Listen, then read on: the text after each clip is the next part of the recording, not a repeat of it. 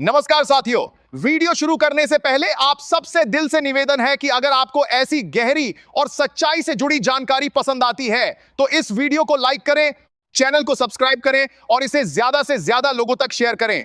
आपका एक छोटा सा सहयोग इस चर्चा को लाखों लोगों तक पहुंचा सकता है। अब आइए उस सवाल पर बात करते हैं जो आजकल हर तरफ सुनाई दे रहा है। यह सवाल अचानक पैदा नहीं हुआ है, यह धीरे धीरे लोगों के मन में आकार लेता रहा और अब खुलकर चर्चा का विषय बन गया है। मोहल्लों की बैठकों से लेकर सोशल मीडिया की टिप्पणियों तक एक ही बात दोहराई जा रही है। अगर शराब समाज के लिए हानिकारक बना रहे हैं, दोहराई जा रही है, अगर शराब समाज के लिए हानिकारक से हम नहीं, अगर इससे परिवार टूटते हैं, अगर इससे अपराध बढ़ते हैं, तो फिर इसे पूरे देश में एक समान नीति के तहत क्यों नहीं देखा जाता? क्यों एक राज्य में पूरी तरह प्रतिबंध और दूसरे राज्य में खुली बिक्री? क्या कानून का तराजू अलग अलग जगहों पर अलग वजन तौलता है? यह जिज्ञासा केवल तर्क से नहीं, अनुभव से भी जन्म लेती है। बहुत से लोग अपने आसपास के हालात देखकर सवाल पूछते हैं। कुछ को लगता है कि जहां प्रतिबंध है वहां लोगों पर सख्ती ज्यादा है और जहां नहीं है वहां सरकारें राजस्व के नाम पर समझौता कर रही हैं। तो कुछ लोग यह मानते हैं कि हर राज्य की अपनी सामाजिक और आर्थिक परिस्थितियां होती हैं, इसलिए एक जैसा फैसला हर जगह लागू करना संभव नहीं। इस चर्चा को समझने के लिए सबसे पहले हमें भारत की शासन व्यवस्था को समझना होगा। हमारा देश एक संघीय ढांचे पर आधारित है। इसका अर्थ यह है कि कुछ विषय केंद्र सरकार के अधिकार क्षेत्र में आते हैं और कुछ विषय राज्यों के अधिकार में। शराब से जुड़ी नीति, चाहे वह बिक्री हो, कर निर्धारण हो, लाइसेंस हो या पूर्ण प्रतिबंध, ये राज्य सरकारों के अधिकार क्षेत्र में आता है। इसका सीधा मतलब यह है कि कोई भी राज्य अपनी सामाजिक जरूरत और राजनीतिक इच्छा शक्ति के अनुसार फैसला ले सकता है। केंद्र सरकार पूरे देश में एक साथ शराबबंदी लागू नहीं कर सकती, क्योंकि संविधान ने यह अधिकार राज्यों को दिया है। इसी वजह से जब हम देश के अलग अलग हिस्सों को देखते हैं तो तस्वीर एक जैसी नहीं दिखती। कहीं पूर्ण प्रतिबंध है तो कहीं नियंत्रित बिक्री। उदाहरण के तौर पर बिहार ने 2016 में पूर्ण शराबबंदी लागू की थी। इस फैसले के पीछे लंबा सामाजिक दबाव था। खासकर ग्रामीण क्षेत्रों की महिलाओं ने लगातार आवाज उठाई थी कि शराब उनके परिवारों को तोड़ रही है। कमाई गई राशि का बड़ा हिस्सा नशे में खर्च हो जाता था, घरों में कलह बढ़ रही थी, बच्चों की पढ़ाई प्रभावित हो रही थी।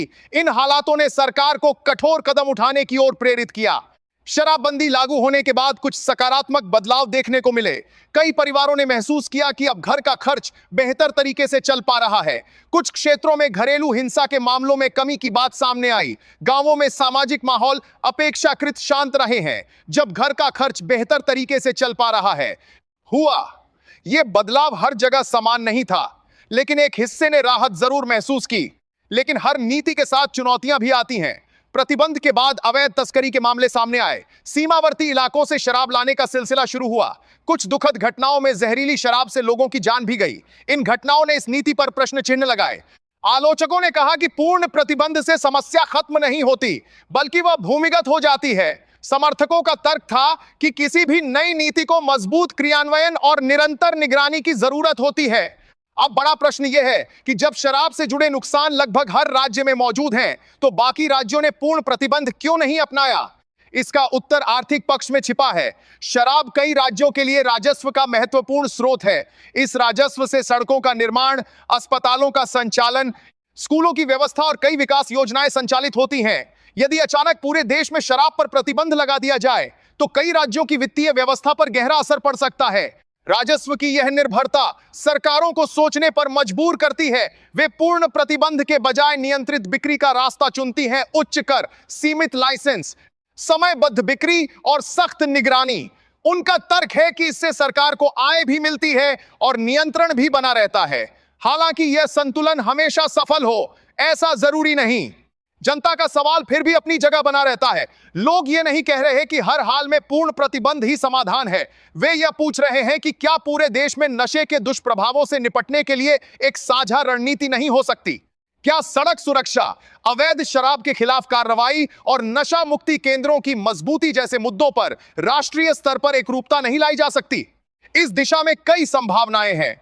नशे में वाहन चलाने पर पूरे देश में एक समान कठोर दंड हो। अवैध शराब के नेटवर्क को तोड़ने के लिए राज्यों और केंद्र के बीच बेहतर समन्वय हो, तकनीक की मदद से सप्लाई चेन पर निगरानी रखी जाए, अस्पतालों और स्वास्थ्य केंद्रों में नशा मुक्ति सेवाओं का विस्तार किया जाए ताकि जो लोग लत से बाहर आना चाहते हैं उन्हें वास्तविक सहायता मिल सके। साथ ही समाज की भागीदारी भी बेहद महत्वपूर्ण है।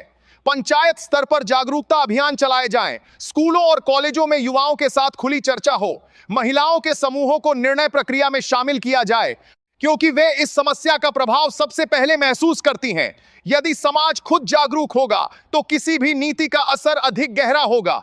यह भी समझना होगा कि शराब का प्रश्न केवल कानून का नहीं बल्कि सामाजिक व्यवहार का भी है। जब तक मांग बनी रहती है, आपूर्ति किसी न किसी रूप में सामने आती ही है। इसलिए केवल प्रतिबंध या केवल खुली बिक्री, दोनों के बीच संतुलन ढूंढना जरूरी है। कुछ राज्य पूर्ण प्रतिबंध को उचित मानते हैं तो कुछ नियंत्रित व्यवस्था को। अंततः यह विषय केवल एक राज्य या एक सरकार का नहीं है, यह पूरे समाज से जुड़ा प्रश्न है। संविधान ने राज्यों को अधिकार दिए हैं, इसलिए नीतियों में विविधता दिखाई देती है, लेकिन सामाजिक नुकसान की चुनौती राष्ट्रीय है। इसका समाधान भी बहुस्तरीय होना चाहिए। कानून की सख्ती, जागरूकता की रोशनी, पुनर्वास की सुविधा और आर्थिक विकल्पों की मजबूती। बहस चलती रहेगी, सवाल उठते रहेंगे, लेकिन जरूरी यह है कि चर्चा भावनाओं से आगे बढ़कर तथ्यों और संतुलित दृष्टिकोण पर आधारित हो। जब नीति का उद्देश्य समाज की भलाई हो और उसका क्रियान्वयन ईमानदारी से किया जाए तो धीरे धीरे तस्वीर साफ होने लगती है।